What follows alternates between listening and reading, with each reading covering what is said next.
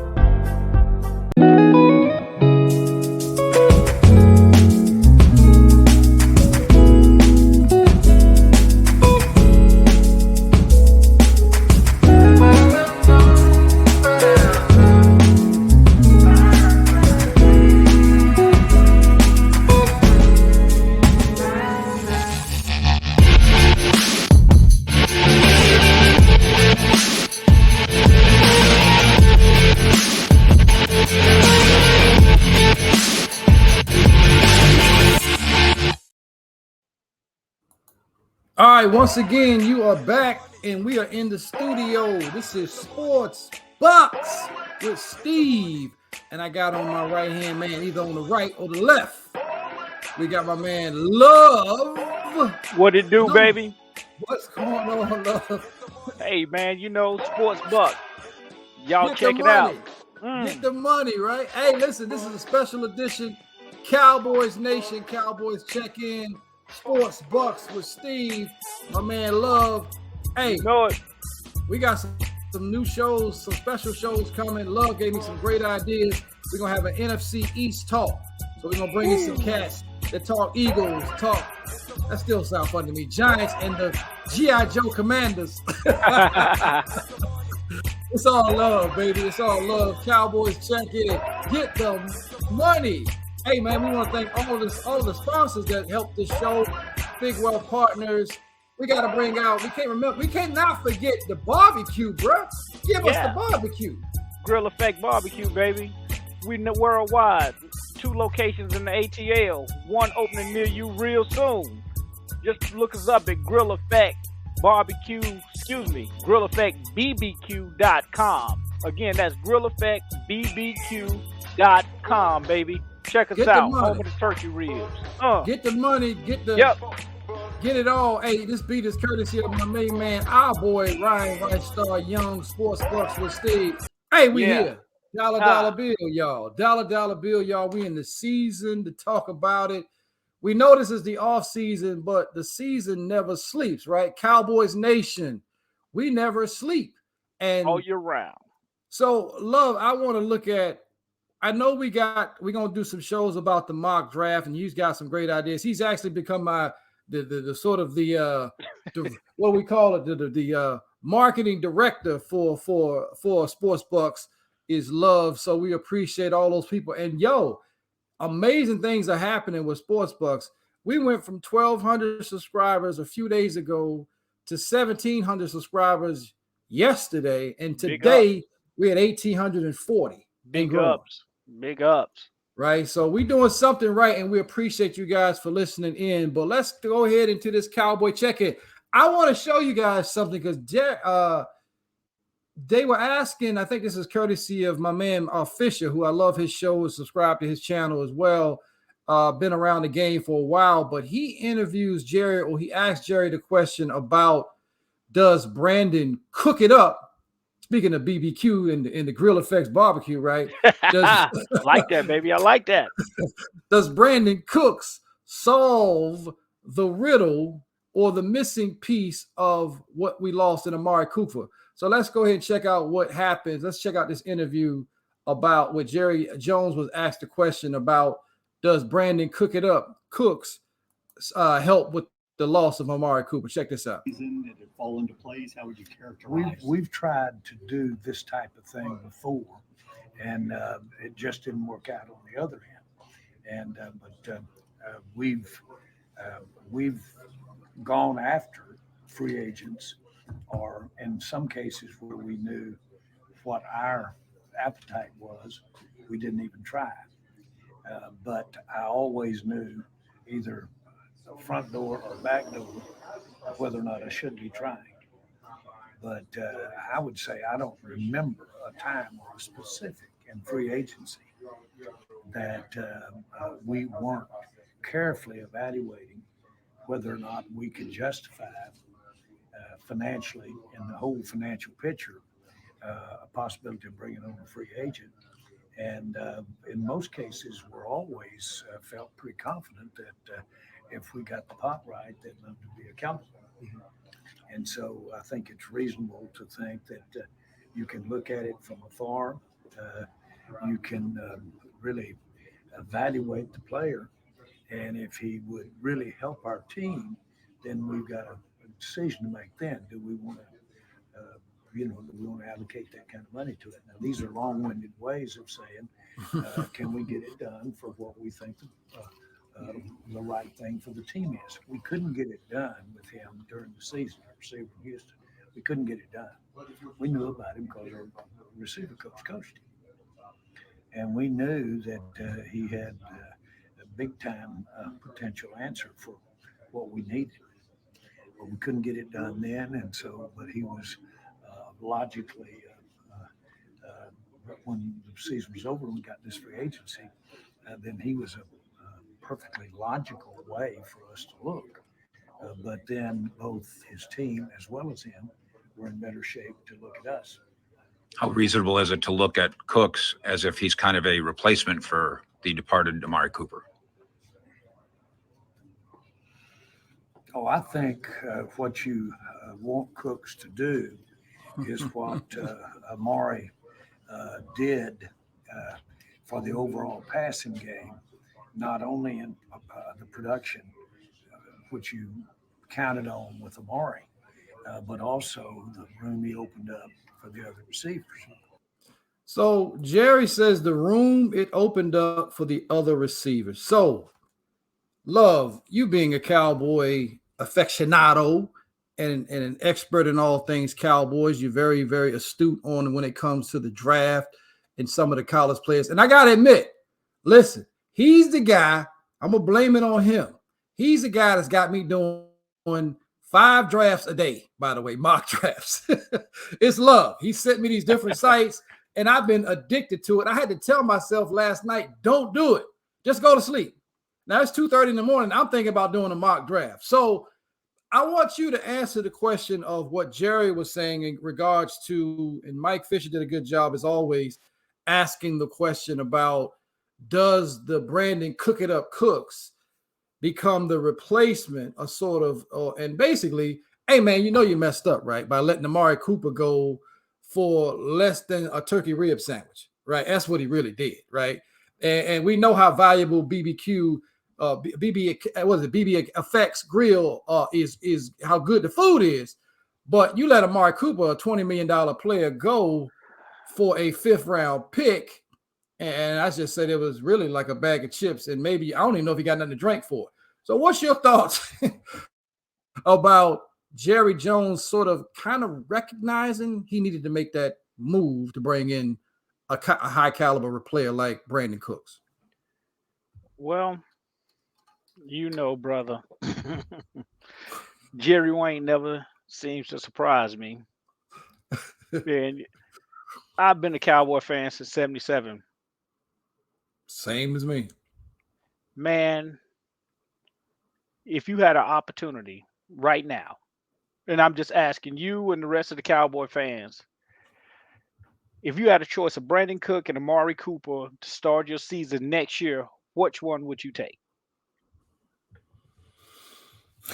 I personally would take Amari Cooper for his route running ability, his yak, his explosiveness. He's a bigger body, bigger frame receiver. So I would personally like to take Amari Cooper. Now we know that's gone. And we spent most of last season, if we just had another guy, right? And we said that all the time. And we didn't know, and you brought this up in one of our many conversations. We knew that CeeDee Lamb was wide receiver 2, right? We knew that. And we thought that he could be wide receiver maybe 1B. But we spent the season learning as he started to develop throughout the season with Cooper Rush, and then obviously he got better and better because he had Dakota Rain Prescott as his quarterback. He got better during the course of the season and became wide receiver number one, but Amari Cooper was still missing when we got into those playoff games, especially against the Niner Nation. There was when Tony Pollard went out, where was the other explosive guy, right? And if you had Amari Cooper, you have CeeDee Lamb now being a true number one. You had the 75% of Michael Gallup, right? And Tony Pollard. Would we have had a better opportunity to win that game if you still had Amari Cooper on the team? I believe we would have. Now, is it absence? Is it addition in terms of subtraction? And you know what I'm about to go and say, and I'm going to say it. What if it even still mattered if we still had Kellen Moore calling the plays? No, it wouldn't have mattered. It wouldn't have even mattered if we had Amari Cooper, because Kellen Moore was still calling the plays. Situational football, I've been preaching to you guys. Mm-hmm. Who would listen for the last 3 years? He's not impressive at all. Period. Secondly, can't blame him because he's fairly new to offensive coordinating. Yeah. And the only reason he's your offensive coordinator for the Cowboys the last, 3 years is because that guy that we just saw Mike interview handpicked him. Yep. Stay out of football operations. You're great at advertising. That's what you do. Right. So I'm saying that to say this.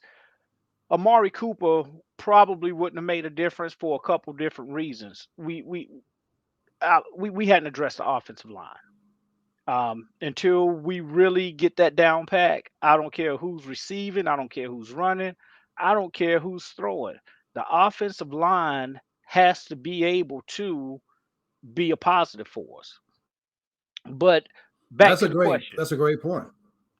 Brandon Cooks is going to be pretty good. At the time we had Amari Cooper, who was on our defense? Yeah, that's true. We had Micah in his last season, right? When we were actually the home team against the 49ers. Mm-hmm. And I knew we were going to lose that game. When I saw how flat we came out, I saw no energy. The 49ers came out with the big boom box, the swag. All CBS was showing was all the 49er victories over the Cowboys prior up to that game. I said, okay, the writing's on the wall. Dallas was flat offensively. As you mentioned before, we had Micah at that point. He was getting held like crazy. I mean, he gets held all the time, but they're not going to call that when it comes down to it. That's football. That's in the trenches. Football. Every something is going to happen. A foul is going to happen in the trenches all the time. They monitor the best that they can. But my problem with all of that is the Dallas Cowboys was just not prepared to play football. Now, is that a Jerry Jones? Now, is that a Jerry Jones issue? Is that Mike McCarthy? Is that Kellen Moore? Because defensively, they didn't give up that much in either one of those losses to the 49ers. And we look at the total points score. Well, when you name those three guys, right? Mm-hmm. Which one of them are more proven than Dan Quinn? Yeah, that's true. So Mike McCarthy, I would say that Mike McCarthy is just as proven on the offensive side what he did with the Packers, but he wasn't calling the offense.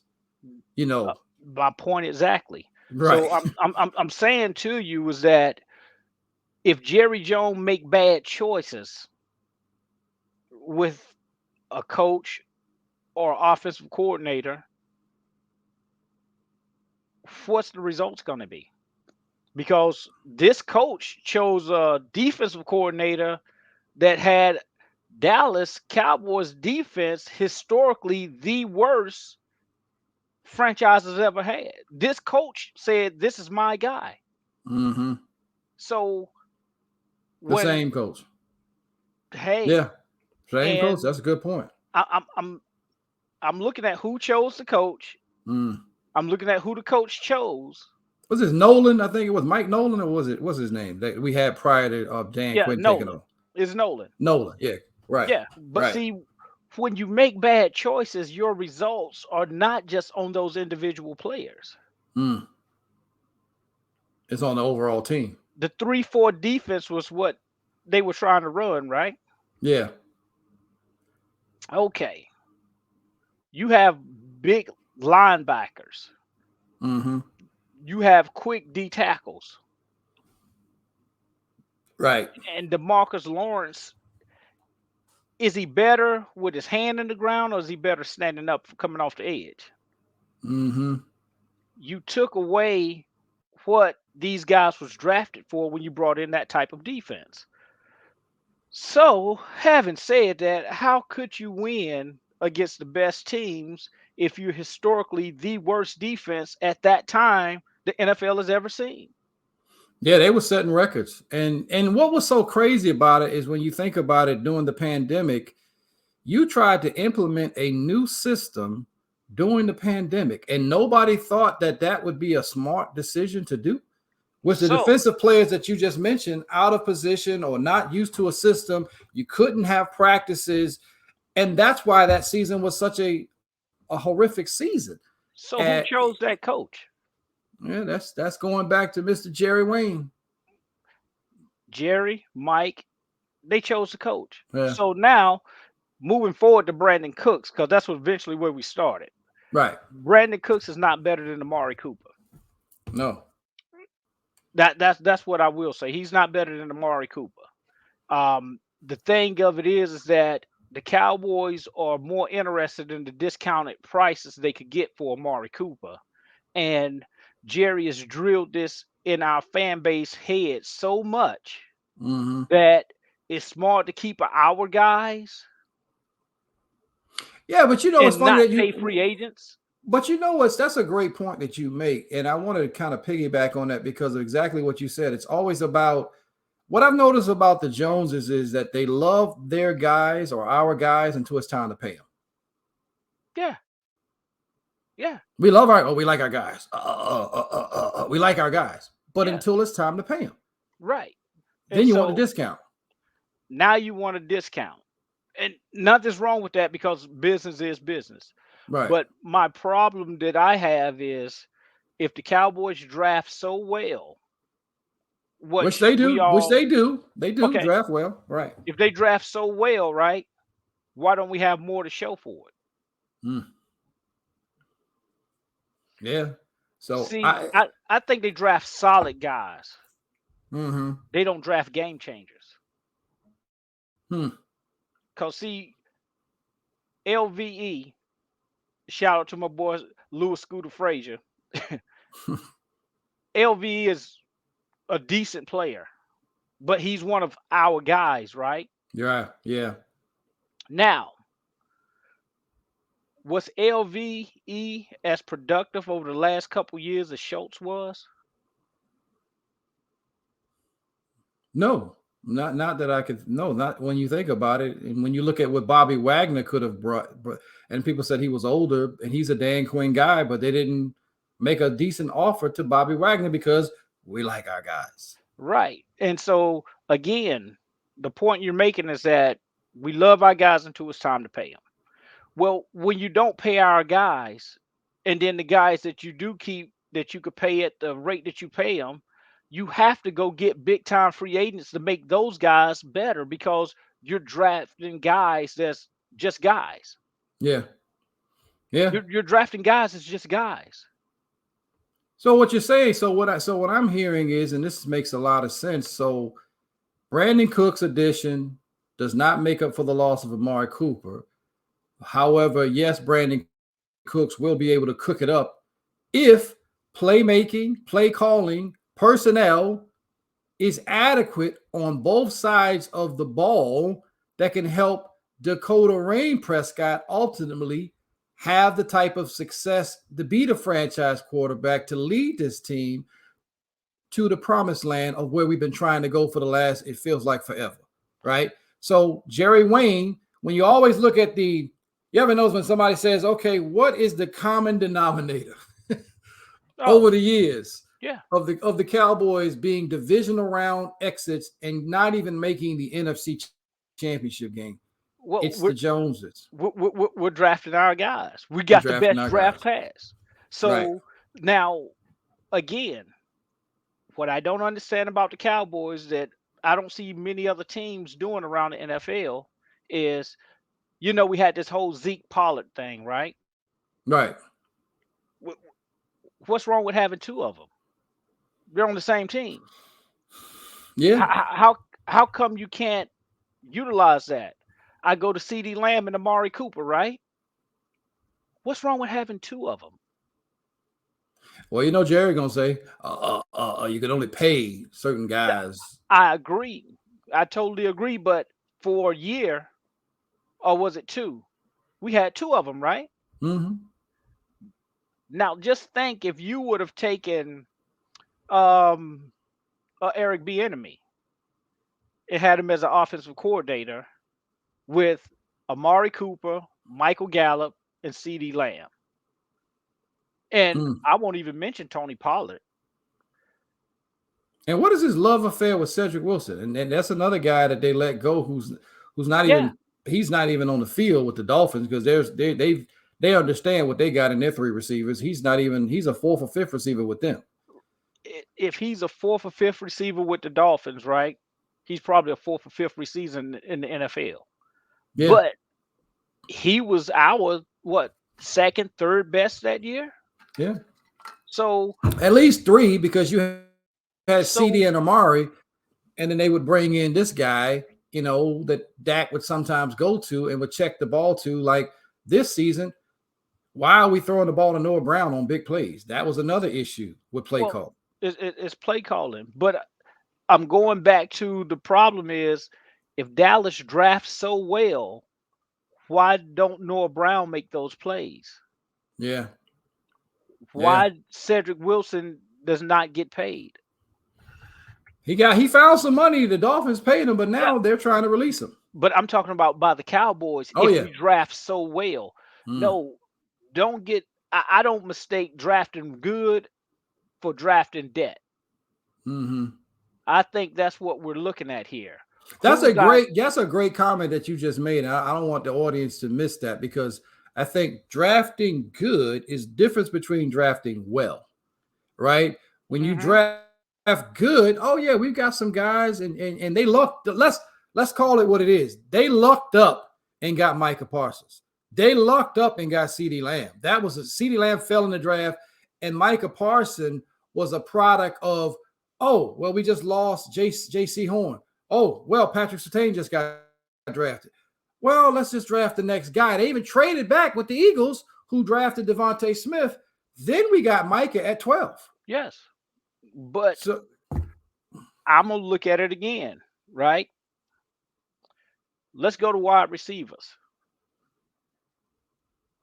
Did Jefferson and CD Lamb come out in the same year? Yes, they did. The only way we was even thinking about a receiver is because CD fell into our lap, as you just mentioned, right? Yeah. If he would have never fallen into the lap of the Cowboys, do you think the Cowboys would have drafted Jefferson? No. I don't think they would have drafted him. And he's right in the neck of the woods, too, because that's what you got to remember. Also, what I noticed with Dallas, Dallas loves to draft guys right in their neck of the woods. I don't know if it's because they've been scouting them or they watch the games on Saturday mornings and afternoons. Because CD at Oklahoma, Jefferson's at LSU.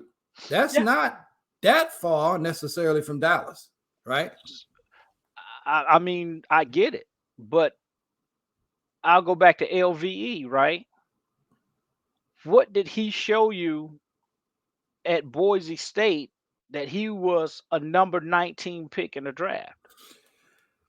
Whew. I never even heard of him. So that's I don't know what the fascination is with Boise State University. That's a part of this that you bring up because obviously D-Law came from Boise State. Kellen Moore is a Boise State alum. I think there was another guy. I don't know if it was a corner or something. I think he might have went to Boise State. Cedric Wilson. Cedric Wilson. What is it with Boise State? Because Boise State, if you look at the college game, you and I have the same sort of philosophy. Show me the SEC. Show me Ohio State wide receiver, maybe their D tackles and offensive linemen. Give me a Notre Dame tight end or Notre Dame offensive lineman, right? Those are only, but everybody else, I want to look SEC. Maybe a quarterback will come from somewhere else. You may find a quarterback here or there. If you look at ACC, maybe Pac-12. Big 12, they play no defense, so I don't really know what the quarterback is in the Big 12. We saw that in the national championship game when TCU absolutely was destroyed by them Georgia Bulldogs. Well, again, I go back to let's get away from us as Cowboy fans, allowing them to say our guys. Right. Texas A&M, Texas, all those guys do have studs. Yeah. They do have studs. But the fascination that those guys are better, just don't know if it's true, because SEC and the ACC, they're pretty much winning the championships, over the last few years. Yeah, you look at Clemson, you look at Alabama, Georgia, LSU, when they had that all-time team with Joe Burrow, Joe Cool, and Jamar Chase, and Jefferson was on that same team. Again, I'm just saying, when are we going to stop saying we got a solid draft? When are we going to draft some explosion? Yeah. As Catboy say, players with juice, right? There's a lot of players with juice.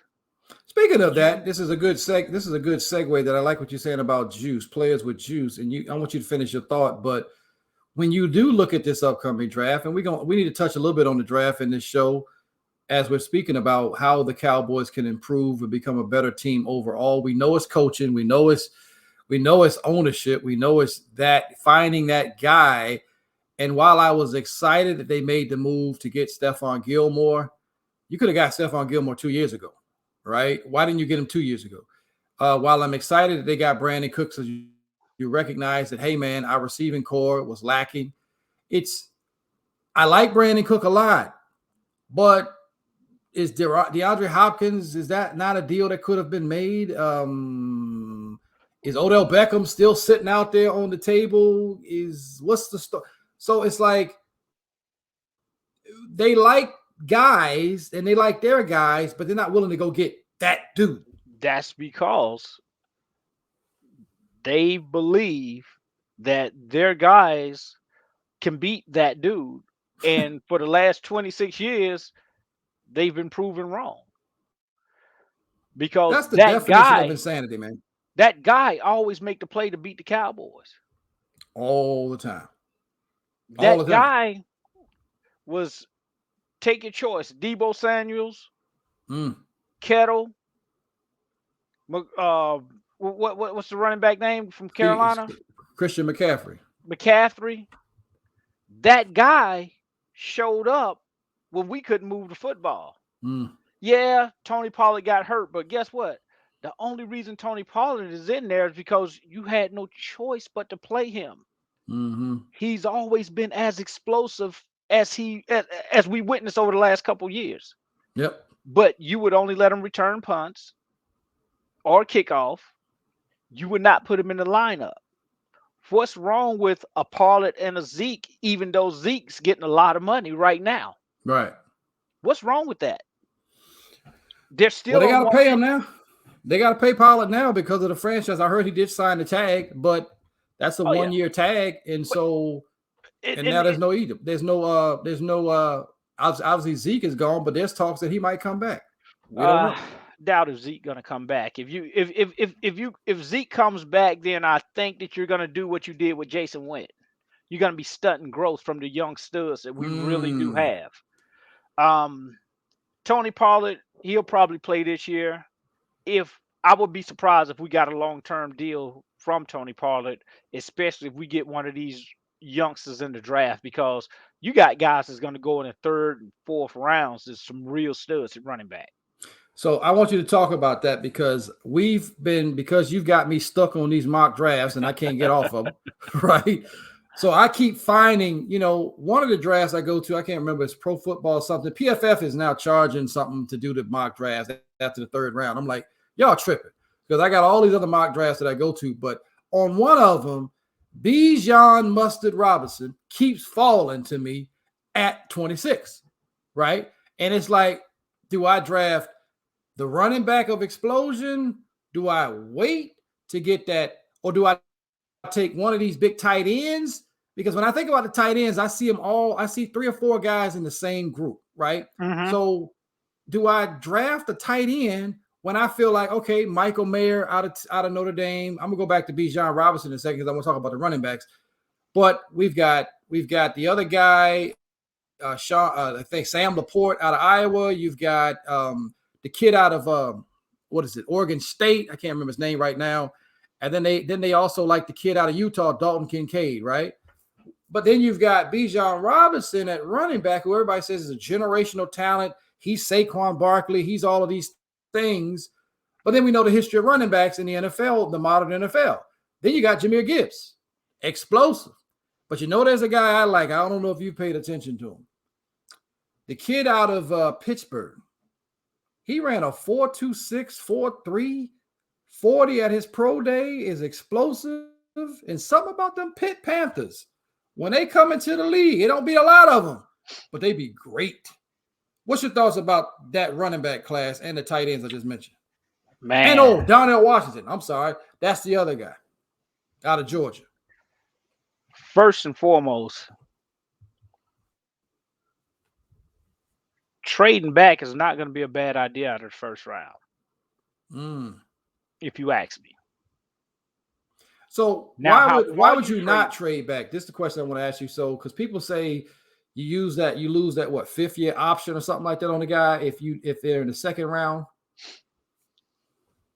Yes, but we established earlier the Cowboys like their guys until it's time to pay them anyway, right?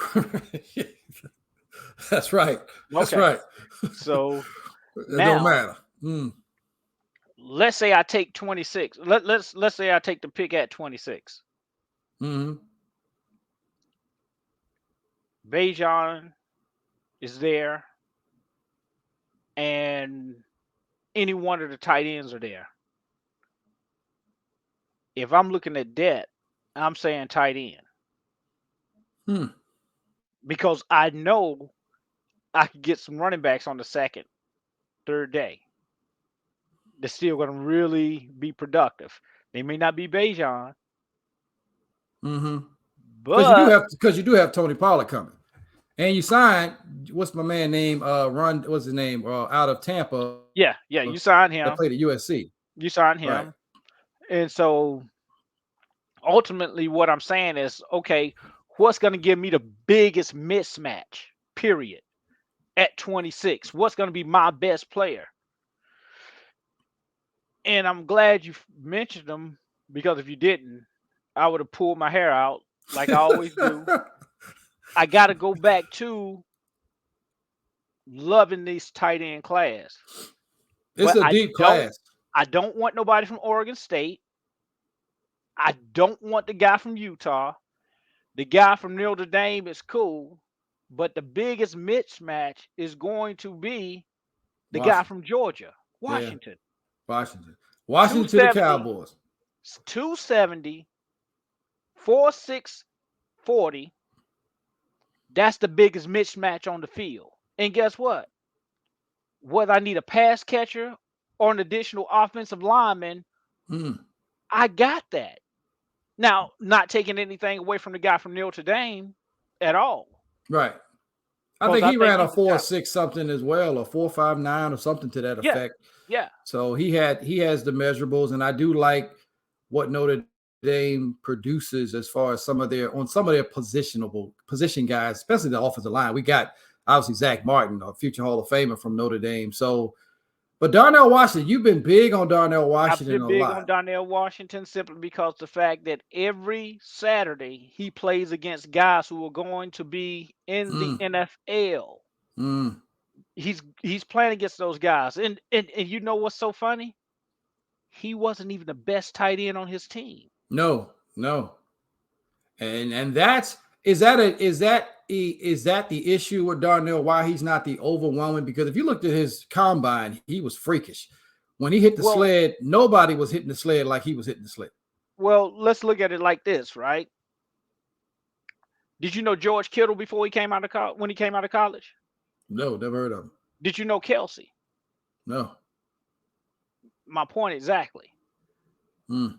Washington is somebody who gives you a big mismatch, no matter where you put him on the field.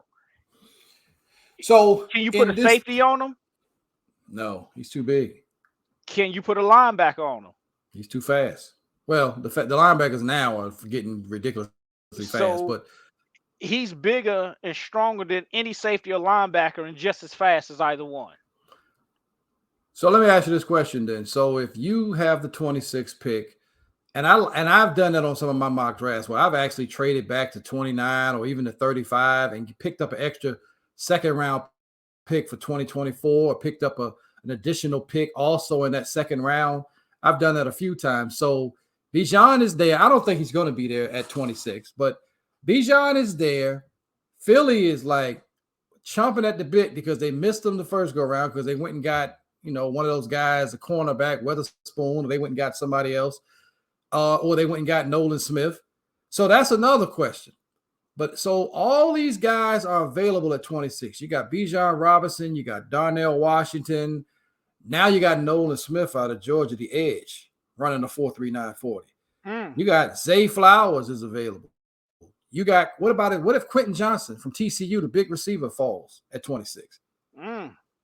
So now, and everybody always talks about Steve Avila, the guy that can play the multi-alternate lines on the offensive line. They say he can play all 5 positions essentially. Yeah, but Cyrus Torrance. Wasn't he part of that team that played against the Georgia Bulldogs? Yes, he was. Yes, it was. It's a difference when you play people that's going to play on Sunday and when you play for TCU. Yeah. And again, I'm not taking anything away from the young man. Trust me, I am not. Right. But the point I'm making is, if it's me, I am going to take, let's just say, the guy from what's the tackle that played the right side for Georgia. I would take him in the 3rd round before I took a TCU guy in the 1st. Oh yeah, I can't remember that kid's name, and the good point is, a good comparison that I've seen myself doing is I would see Avila being available, or he would be available at the 26 picks, no doubt about it. But what I've done is in my mock drafts, I've taken Emilio Ekiyor out of Alabama as my guard in the 3rd round, or the kid from USC, Voorhees. Yes, Voorhees. Don't forget the other kid out of Ole Miss. Yep. I forgot his name, but I know exactly. So all of those guards are there, but see, that's who we thinking. But when you got a choice, okay, let's keep using Bijan Robinson is there at 26. Let's just say he falls. Quentin Johnson, the receiver out of TCU, is there. Then you got Darnell Washington. And one of the things we have not talked about, let's say Jahmyr Gibbs is going to be there. We've got a few other guys. The tight ends, other tight ends are there. And don't forget the kid out of Pittsburgh, the defensive tackle, who people say are a little bit undersized, but he's fastest D tackle in the draft. What do you draft? Or Mozzie Smith out of Michigan. The first thing I'm doing, my very first pick, is going to be on the offensive side of the ball. It's just going to be that, because that's where we have a problem. We don't have enough dog on the offensive side of the ball. Right. That's the bottom line. We don't have enough dog. Now, my problem would be, why would I get a guy from TCU in the 1st round if a guy from Georgia, Ole Miss, or USC is probably going to be better than him in the 2nd round, 3rd round at latest? You see what I mean? So why would I do that? Now, if you gave me an option and I traded back let's just say the 33, 32, somewhere Mhm. along in there, because one of those teams will probably call. Yeah, they gonna call you, especially if they see a Bijan Robinson come to Yes. 26 and he's sitting there for you. And most Cowboys fans, you got to draft him. You got to draft him. No. Well, as I said, I like Gibbs. I like the kid out of Pittsburgh, Israel. I can't pronounce his name right now. I know who you're talking about. The guy led the league. He led Right. the NCAA in rushing touchdowns last year, didn't he? Then there's another kid out of Arkansas or whatever his name. I can't remember his name right now, but I think he's another kid that they talk about that they're actually having meetings with the running back. There's a running back out of UCLA, the kid Zach, I think Carbonate is it might be a guy that you might pick up in the second or third round. And what about Tank Bigsby that you could get in the third round as a running back? Tank Bigsby is the truth. I mean, that's the bottom line. He's the truth. You got so many running backs to choose from, but if I could trade back, and Washington would still be available, I got the biggest mismatch that I can have anywhere I place him. Yeah, and depending on, like you said, if he falls at 33 and you can grab Washington at 33 or 31, like if somebody wants to come up, like Kansas City wants to come up and take 26, if you're giving me your second round, right, I would be silly because there's too many choices. There's not at that point, unless this is we don't know the Joneses draft board. Well, we know what they've done. Unless there's just that guy, and when I say that guy, I'm not just talking about Jerry Jones and them guy. I'm talking about everybody's like, oh, this guy wasn't supposed to fall. That guy is probably not going to be in the 20s. Right. That guy's probably not going to be in the 20s because. So what do you think about Nolan Smith though, out of Georgia, the 4.39 DN that is a leader that has won? He's not going to be there. He's fell in my draft a few times. I don't know how, but I don't think he's going to be there. He's not going to be there. Trust me. There's nowhere in the world he's not going to be there. Let me do this, and this is no knock against the youngster at quarterback, Anthony Richardson, right? Mm-hmm. No knock against him. But do you think he'll be there in the 20s? As unproven as he is? No. So because I know I know here in the Carolinas, we've heard that Frank Wright likes him a lot. Right. But if somebody that unproven won't be there in the 20s, right? Why would somebody as proven this here guy, Nolan, be there in the 20s? It's not going to happen. I don't care about a racing event. Right. That unfortunately there was a tragedy, but I'm Jalen, the kid Carter. You talking about Carter, not Nolan. You talking about Jalen Carter is the one that had the accident or the alleged he was involved. That's the guy that people are saying is the number one overall defensive tackle in the draft. Okay, I'm sorry. Nolan Smith is the edge. Nolan Smith is the edge. He's the edge rusher that's got the leadership qualities and ran the 4.39. Jalen Carter is the guy that people are like, if he gets past Detroit, it would be a surprise. I got them mixed up. Sorry. Still Georgia, still the same team. But guess what? Nakobe Dean went in the second round. You see what I mean? That's true. So if Nakobe Dean went in the second round and this guy's there, then I'll roll the dice because I still just drafted an edge rusher last year. Yeah. In the second round, we picked up Sam, and I believe that Sam he's going to be a lot better this year. He was good in his rookie year in his limited snaps. See, Sam didn't get the same snaps as some of the opportunities that some of these other guys have gotten, and he still balled out to me. Do I address an edge rusher before I address the wide receiver position? Do I address an edge rusher before I address the guard position? Or the tight end position. As a matter of fact, before I drafted an edge rusher, I would probably draft a D tackle. Now, let me ask you this question because we starting to come up toward the end of the show, but I'm looking at this like this. So out of the D tackles, I mentioned Kalijah Cansey out of Pitt. Yes. I mentioned Mozzie Smith, who was a bigger guy out of Michigan.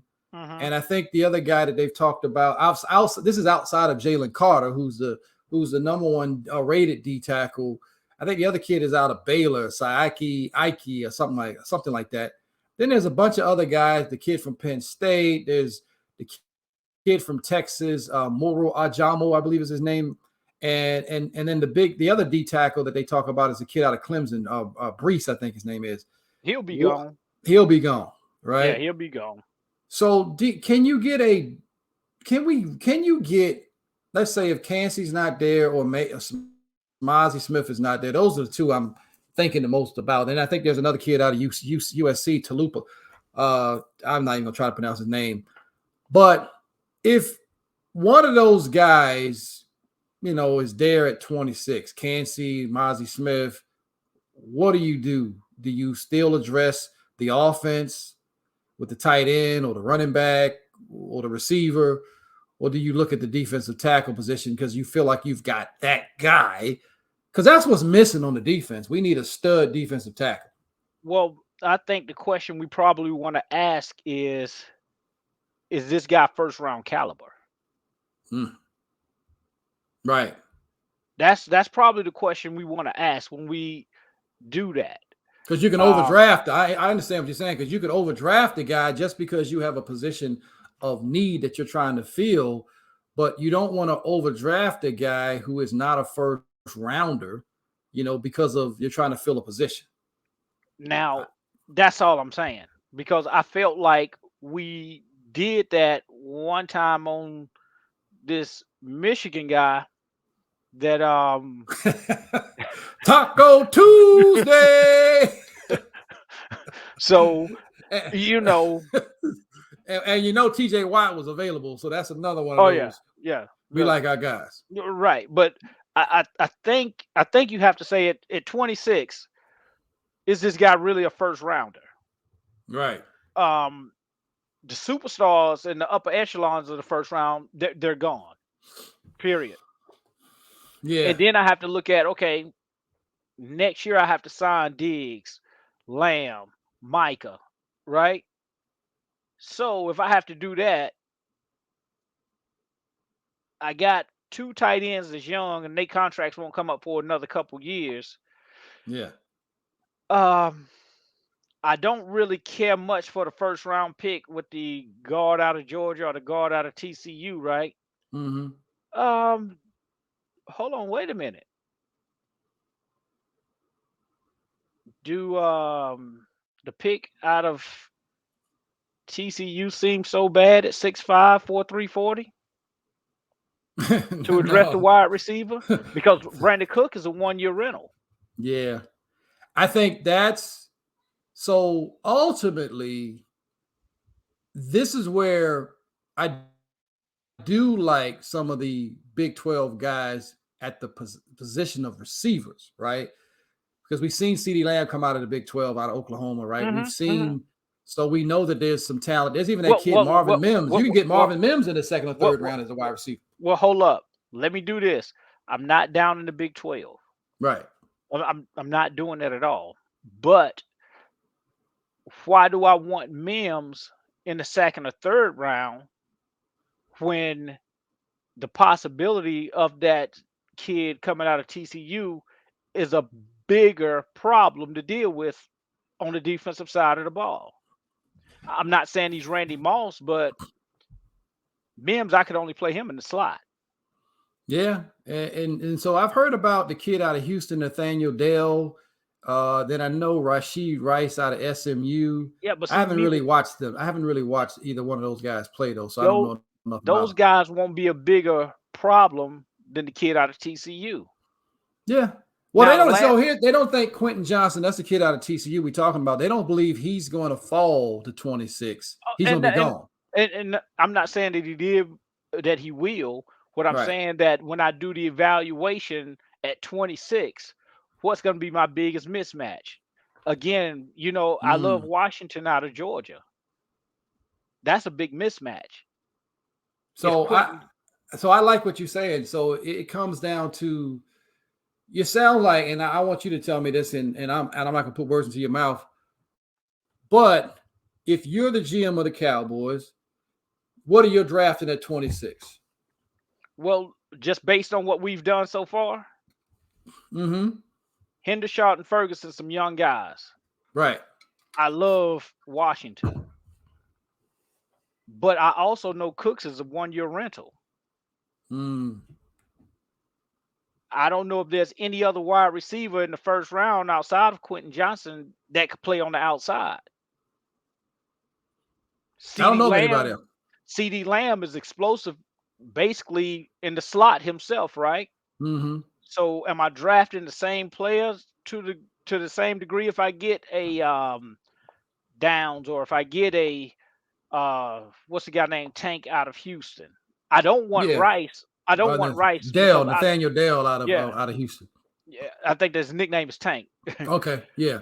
But I don't want Rice because SMU don't play Mm. Saturday in, Saturday out the same caliber of football for me to get a first round pick from those guys. Yeah. I'm sorry, they don't. And I don't even think they have a first round grade on Rashee Rice. I think he's been available Right, second, third round, because even the right. kid Perry out of Wake Forest, it seems to always come up available when I'm looking at him. Perry is good. The guy, if I had to wait till the later rounds that I would get, it's a guy out of Michigan State. Green, I Man, think his name is, it's not Green. I keep forgetting his name. But man, this dude is a first round talent. But his quarterback probably wasn't one of the best. okay. I So shouldn't have even brought his name up because I can't remember it. But yeah, he's a college quarterback. Is basically what you're saying. He's a college quarterback. right. He will not be on the NFL roster. Got it. But He's probably not even going to make XFL or USFL, so for that matter. So I got you. But what I'm saying is, if I have to do evaluation and say, you know what, if I have to pick at the first round and I got a choice between Washington, who I love the most out of everybody, Bijan, who, I won't get that same type of player on the second day, Mm-hmm. or Quentin Johnson. Quentin Johnson for the long run is going to help me be able to re-sign Everybody Diggs. else. Yeah. And guess what? He could probably end up being a problem because he's 6'5", 4'3", 40. And the other thing we didn't talk about is, we didn't talk about cornerback because there's two kids out of Maryland, and then there's a kid out of K-State that they've been putting up. I think his last name is Brents. Deontay Banks, I think his name is, out of Maryland. Banks. Him and Ja'Cory Bennett tested out the roof. But I'm like, but Maryland, people was putting up 40, 50 a game on them. So was it the DB's fault? Was it I don't really know. And that's what makes me nervous from how well they tested to what was actually happening on the field when they were playing against people in the Big Ten. Now, if I look at what we're talking about, again, if I go cornerback in the first round, that's probably meaning that I'm going to franchise tag Diggs. That's what that probably means. Because Gilmore's is a 1 year, 2 year rental? Yeah, he's a 1 year, maybe, 1 year rental. So if I go cornerback right there, and I'm going first round cornerback, I love the kid out of Mississippi State. Oh yeah, Emmanuel. I think it's Emmanuel Forbes or something like that. You talked about him before. You've talked about him. So I love that kid. So we in the football season. Listen, I know you guys this show we're going to start wrapping it up, but I want to introduce a new segment on this show. I kind of put it out there before. So you've kind of given me your sort of the people that you're looking at. It sounds like, that Washington or Johnson, if they're available, would be pick one or pick 1A, pick 1B, right? The kid out of TCU or the Georgia tight end would be your pick if they're there at that spot. Right. And that makes sense because you can get a D tackle, you can get a corner. I believe you can get a running back in the fourth or fifth round if you want it. And the offensive guard, I don't know if there's a dominant offensive guard that I would be really thinking about, or tackle for that matter. That's going to even because those kids that they're talking about earlier on the offensive line going to be gone gone. They'll probably go in the top 15 right, and that's being generous. You know what I mean? That's being generous. So if you go in the top 15. So if you got Michael Mayer out of Notre Dame, you got Washington, or you got Johnson, it sounds like is it Johnson would be your pick because the wide receiver would allow you to do a little more, or would it be Washington? With Ferguson and what's his name, Hendershaw. Yeah. As much as I like Washington, Johnson is going to allow me to do a little bit more with the current roster and the guys I really want to keep. That makes sense. You know what I mean? It's going to allow me to do. It's going to, because again, I know I got more tight ends and it's a little deeper. Yeah, I didn't even mention the tight end Zach Kuntz out of ODU. Right. That was a combine phenom. He set records for a tight end.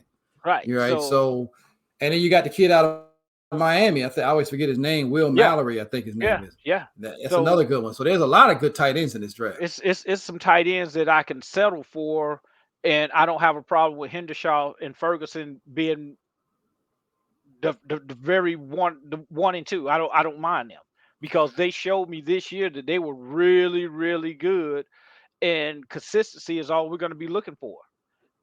They make runs after the catch, and that's what I'm looking for, because Dallas has had a history of draft, and I know Jason Whitney, he's a future Hall of Famer, but it got painful to watch as when he got older. It was like watching paint dry as slow as he was, right? So we have not had, and this is why people talk about Dalton Kincaid, or they talk about being an explosive, the seam buster and things of that nature, and so Dallas seems to like to draft a certain type of tight end, is what I've noticed about them. And that's why I think if that kid Mayer is there, they're gonna end up, they will draft him. Or, they got rid of one Dalton to get another one, is what I'm also thinking might happen. As much as I like Washington better than both, I just think our front office general manager is going to go after the guys that they like a type. It's almost like people that they like a type. Again, they'll draft a type before they draft a playmaker. Yep. You see it all the time. It's a game. Game changers are something that the Cowboys lack. They had it on the field the past 3 years, and we didn't see it until roughly last year when Zeke got hurt, when you put Tony Pollard in there. And people got to remember, Pollard averaged 5.6 yards a carry in the NFL. Those are college averages, man. That's not in the NFL. This dude was explosive as it gets.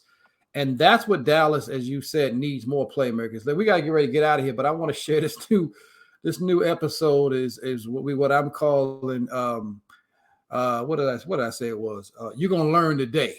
And guys, for example, if you have any videos or things you've seen, please make sure, if you want to send it to me, you can always inbox me and send me the message. We have some membership opportunities now that's available where we can have private shows. Some shows we will do, you won't be able to see unless you're a member. And so we call those levels All-Star, all first team All-Pro, which we know is a level up from All-Star. And then we have Hall of Famer. So we have those different levels. First team All-Pro, Hall of Famer. So those memberships are available. Membership, baby, right now. You got right, come get it. It's gonna happen. And so and look, like I said, this is my creative director. He's right here helping me out on this whole thing. And so shout out to my man Jersey Gene, who will be a part of the team. Can't forget Russ, always putting up a fuss. Robinson, Cuzzo, he's gonna be something else on this show. He's a character all to itself. But I want to share with you this video of you're gonna learn today, since we've been talking about football. Love, I told you I was gonna share this for you because I wanted you to get yourself a good cackle, a good laughter before you get out of here, man. And absolutely, I want you to watch this video. Watch this. Check this out.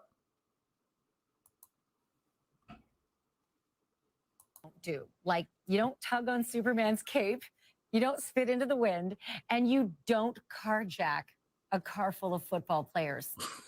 In Albuquerque, New Mexico, this is Angelo after he allegedly tried to do the latter. And that's how the story ended, sort of. He asked 3 amateur football players for a ride. They said, okay. He got into the car. Police gun on them, ordered them out of the car. And then they laid into him. Player punched him. The police say this is not his first carjacking rodeo. This just might be Angelo Martinez's last. Jonas Billboard, would the football players get charged in this? Not a chance. This is self-defense. That's an easy one. you're into Hey, this is self-defense, is what the lawyer who represented the who was talking on the camera. I thought you'd have a good time with that one, bro. So, hey, this is Sports Bucks with Steve. Listen, we want to thank everybody that's joined us once again. We want to thank Figwell Partners, figwellpartners.com, FordInsuranceGroup.com for all your nationwide healthcare. If you're in the continental United States, we can help you. Hey, and don't forget, please get a plug to the Barbecue King. The Barbecue King. Grill Effect Barbecue, baby. Grill Look Effect. us up. What's that? EFFECT, operating effectively. EFFECT, baby. BBQ.com. Listen, this is Sports Bucks. We're going to see y'all when we see y'all. Don't forget to hit that subscribe button. Yes, We sir. out. We out. Sports Bucks.